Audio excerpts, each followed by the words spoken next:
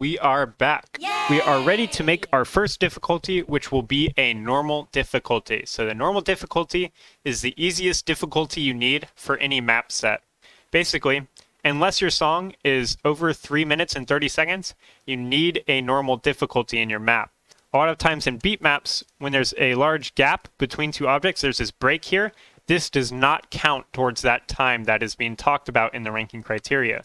We'll go to the ranking criteria for our difficulty, which is linked right at the top here, and we'll scroll down and look at the requirements for a normal difficulty, and you will see a lot of them here. If you ever have a question on if something you're doing in your map is not allowed, I totally recommend that you come here. We will go over most of it naturally in the mapping process. You can see that it says your approach rate should be between 4 and 6. We have chosen 5. You can see the overall difficulty and the HP drain should be between 3 and 5. For HP, we've chosen 4. For overall difficulty, we've chosen 4. So the circle size should be 5 or lower. 5 would be pretty small for a normal difficulty, so we'll go with 3. If you have any questions on what you should be choosing here, you can always search in your library, normal, and you'll see all the normal difficulties that people have made, and you can kind of see what options they choose. So there's certain things to keep in mind when you're making a normal difficulty. The biggest thing is to remember that this is going to be a map for new players to play.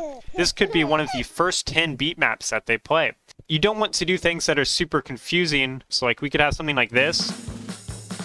A new player will see this arrangement of objects and just assume that the closest one is the next one that they have to hit. So, when you're mapping a normal difficulty, what is very, very important is to use distance snap, and this is in the ranking criteria. If you want to change the distance that each object is snapped to, if you hold Alt, you'll see distance spacing appears here instead of beat snap divisor. By holding Alt, you can see you can choose how many slider distances away you have from the last object. So this is a multiple of your slider velocity. So if you have 1, you can see if I place this 1 beat away, it will be the same distance that this slider is. So this way, the player's cursor will always be moving at the same speed. This helps a new player understand what rhythms you're choosing because they can visually tell that, oh, these two objects are closer. They must be closer in time. They must be a faster rhythm. Another thing to make sure is that you have a good slider velocity. So the slider velocity is how fast the slider that you place is. And if you go back to the ranking criteria, you'll see recommendations for what slider velocity is to use. Perfect. So this song starts with a pretty complex rhythm. We'll give the player a couple beats to hear how fast the song is before we start, and then we will place our first object of our map. Let's listen to the rhythm. So we'll try to simplify the rhythm. So you can hear there is an important sound on everything that is mapped. So there's an important sound on the circle, there's an important sound on each part of this slider, and whatnot. We'll continue along. One thing to avoid is something like this.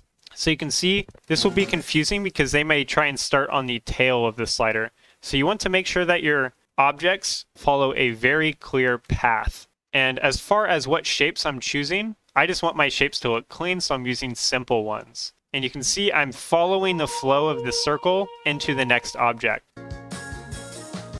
Since this has an important sound, you can hear this. I'm going to use 2 circles here to give it emphasis.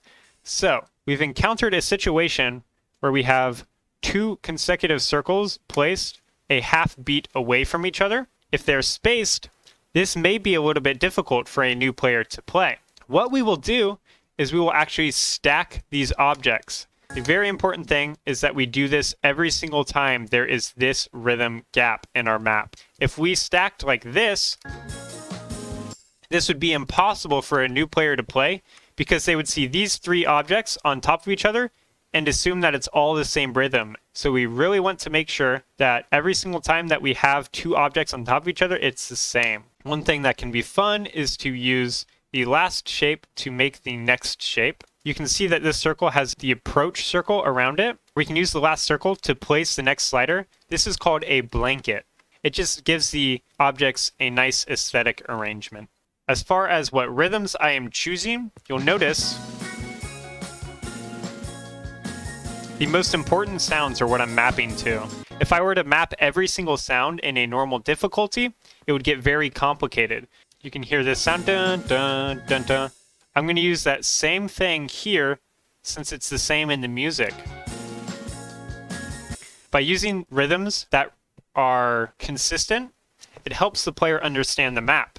So once the player understands what happens once, they'll understand it the second time and they'll remember it. You want a certain amount of repetition so that the new players can understand things, but if it's too repetitive, then it will get boring, even for a new player. So one thing that can make your map look nice is if you avoid overlapping shapes. So you can see something like this is very cluttered, and because of that, it's a little bit confusing. Something like this is very easy to tell what to do because it follows a very gradual path, and it's not overlapping or complicated. One thing to avoid as well, let's say we had something that looks like it's close to going off the screen over here. You'll notice it's not off screen on our resolution, but if someone were playing on a 4:3 resolution, you can see that the slider goes off the screen at that resolution. So here we have a large gap in the music.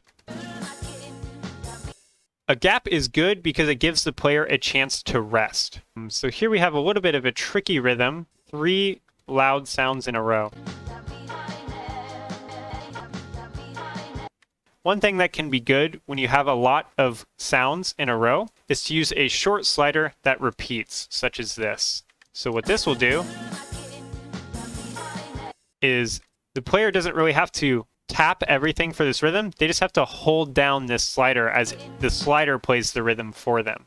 This can be good to simplify a complex rhythm for a beginner player. So now that we have about 20 seconds of map, we're going to go ahead and test it to make sure that everything plays well.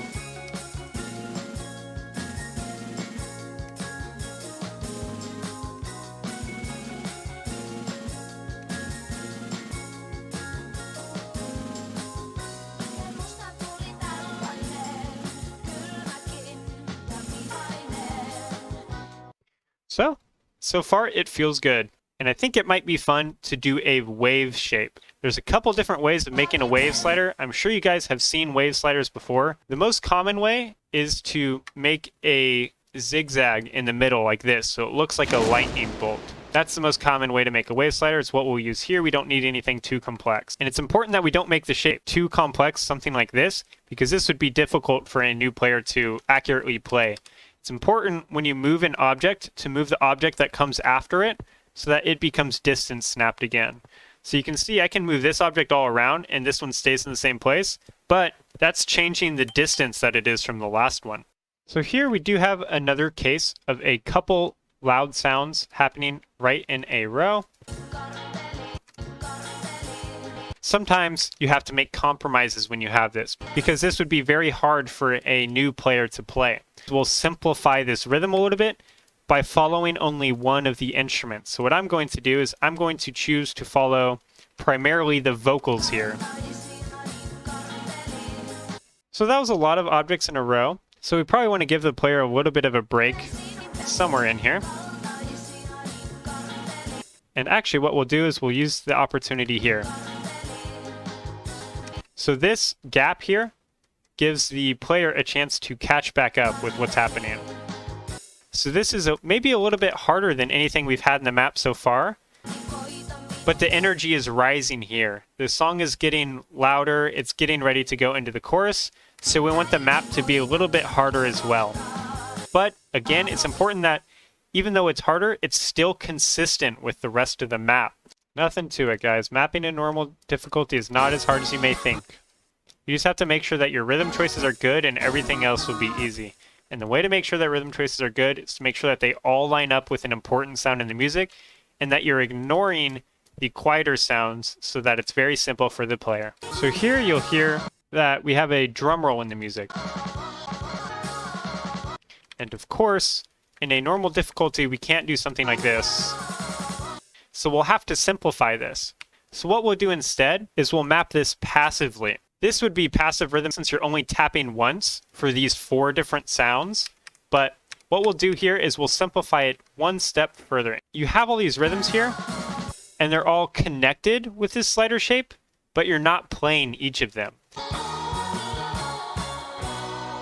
Perfect. So The end of the song is undoubtedly the hardest, but it's also the most energetic in the music. And that is the end of our normal difficulty. We have all the objects placed. Now we can give it a test. Hey guys, Future Disco here. Wanted to give a quick recap of the normal difficulty. First things first is rhythm choice, listening to the song closely and choosing what instruments to follow in order to simplify the rhythm the best for the player.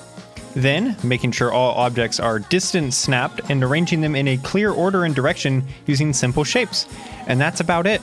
If you keep these principles in mind, you can make a normal difficulty in no time. Check back soon for the next part of the guide, where we will be building on these ideas and making a hard difficulty. See you guys next time.